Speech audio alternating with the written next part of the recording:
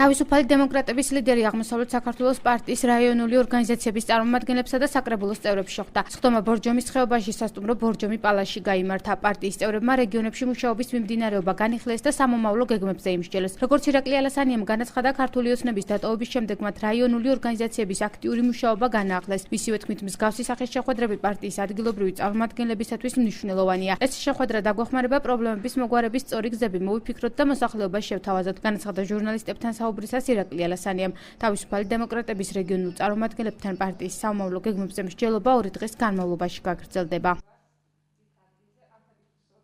ეს არის მთავარი ამოცანა ჩვენი, რომ ვიყოთ ხალხთან და მათთან ერთად გადავწყვიტოთ ის პრობლემები, რაც მათ აღელვებს. ეს არის სწორედ ისეთი შეხვედრა, რომელიც მე და დანარჩენ ლიდერებს ეხმარება, რომ პრობლემების გადაწყვეტის სწორი გზები მოვიფიქროთ და შევთავაზოთ უკვე მოსახლეობას. თქვენ როგორც მოგეხსენებათ, კოალიციის დატოვების შემდეგ თავისუფალმა დემოკრატებმა განვაახლეთ პარტიული აღმშენებლობა რეგიონებში და მუდმივ რეჟიმში ვხვდებით მოსახლეობას.